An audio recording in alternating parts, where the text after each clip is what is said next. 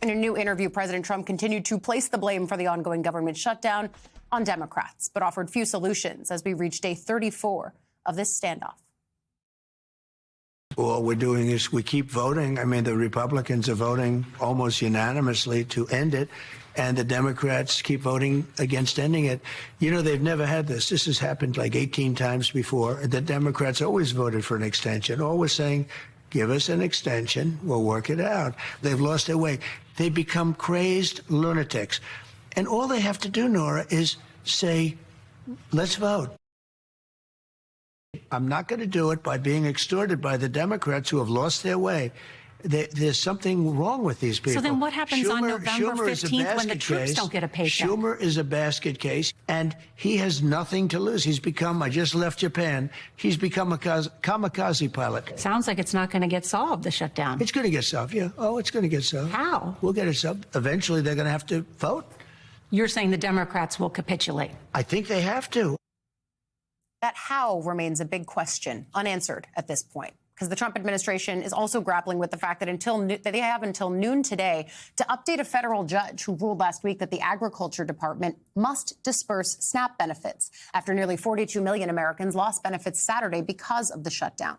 A Rhode Island judge says the administration must either make a full SNAP payment by the end of the day today or a partial payment by Wednesday after the White House reversed a plan to use a $5 billion contingency fund to keep the program running. What's a contingency for, if not this?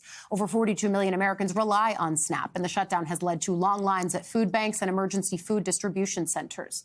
Agriculture Secretary Brooke Rollins says the contingency fund won't even cover about half of November's SNAP needs. Still yesterday, Treasury Secretary Scott Bessent said SNAP payments could be made as soon as Wednesday, but that the government had to, in his words, figure out what the process is to make such payments. It all comes as millions of Americans head to the polls tomorrow to cast their ballots in a series of high-stakes elections. It may not be a presidential or a midterm election year, but tomorrow's results could still carry crucial clues about how the American people view the president, Republicans, the Democratic Party, and the political landscape overall heading into 2026. In New York City, more than 735,000 people have already voted in the widely watched battle for mayor. That's between frontrunner and Democratic Socialist Zohran Mamdani, former governor and independent Andrew Cuomo, and Republican Curtis Sliwa.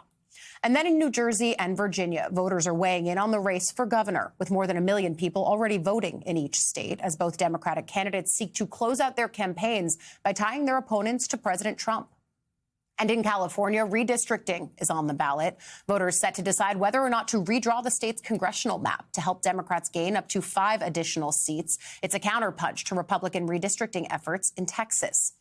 Former President Barack Obama hit the campaign trail over the weekend for Democrats, running in those 2 crucial gubernatorial races. First, he was out with Democrat Abigail Spanberger in Virginia, who's currently leading in the polls there, against her Republican opponent, Winsome Earl Sears, the lieutenant governor.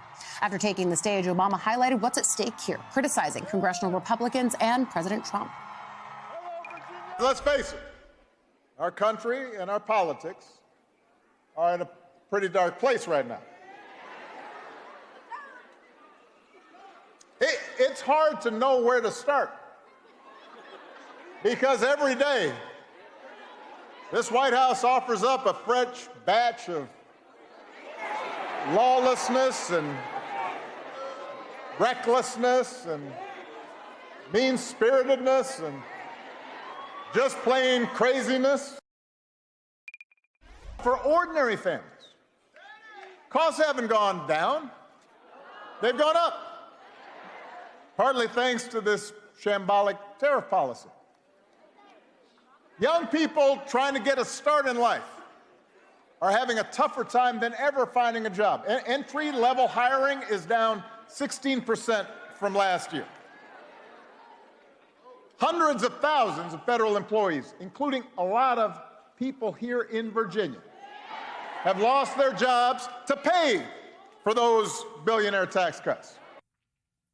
Obama then headed to New Jersey for a campaign rally with Democrat Mikey Sherrill. Polls in the Garden State show a much closer race between Sherrill and her Republican opponent, Jack Ciattarelli, who has aligned his campaign with President Trump.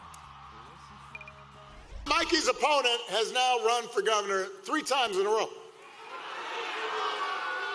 I mean, I believe in persistence, but at a certain point. So 3 times in a row. Other 2 times he lost. So this time his strategy is to suck up to the Republicans in Washington. So Donald Trump called Mikey's opponent 100% MAGA. Not a great endorsement.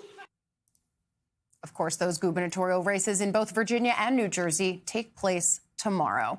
Want to bring in now White House reporter for The Hill, Julia Manchester. But as we often say, you are a campaign reporter forever, and that's where we're going to stay focused because, of course, we saw President Barack Obama on the campaign trail in New Jersey and Virginia. Everything is in the name of get out the vote right now. But what does it say that you've got Obama out there, clearly someone meant to bolster Democratic efforts? Where's President Trump? I know he's doing some teletown halls, but that's not the same as the full pomp and circumstance that he loves. It's not the same. And the fact that Obama went to someplace like Norfolk, a major decider, I think, in any statewide election in Virginia, an area with a lot of federal workers, a lot of military service members. I mean, that's huge. I covered the 2021 gubernatorial race in Virginia and covered Obama's visit to Richmond. That was a much smaller venue. We saw thousands of people turn out for Spanberger there. So I think that's huge. But back to Trump.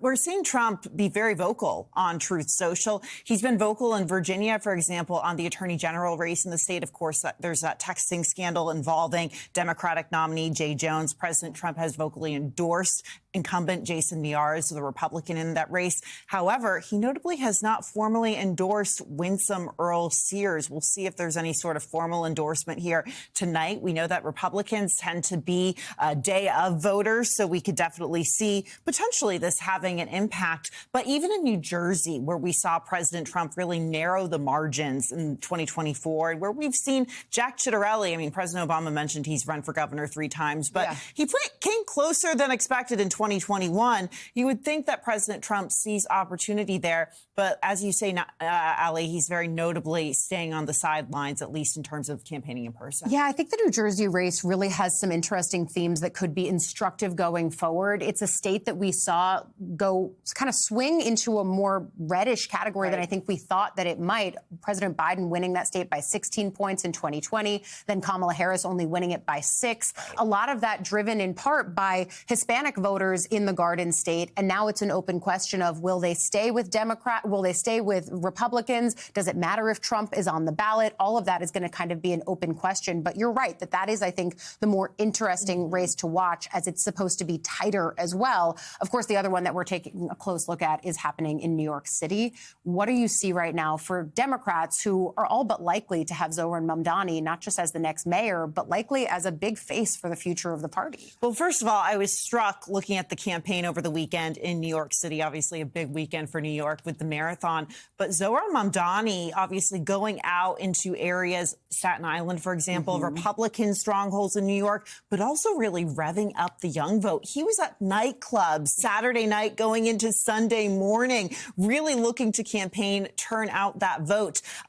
Look, it's going to be a glide path, I think, for Zohran Mamdani. It's looking like that. And Republicans very, very hopeful that they will be able to paint him as the face of the party. But I guess the only pushback I have on that is that if you have Mikey Sherrill and Abigail Spanberger win in Virginia and New Jersey, I think that's incredibly notable because they're centrist. They both came into office in 2018, also when we saw the rise of Alexandria Ocasio-Cortez, for example. But Sherrill and Spanberger flipped Republican-held seats. So two very different kind of Democrats coming out of this election. The question is, though, how successful are Republicans painting with a broad brush there? Yeah, I think for Sherrill and Spanberger, it's also a test of the national security Democrats that came to Washington in that 2018 wave. They were both roommates here in D.C. when they actually came to Congress. And as someone who also looks at the way that we think about presidential contenders, I really do believe that they should be given a little bit more credit if they win their races as a paradigm of what Democrats could drive towards as we talk about what electability looks like in those circles.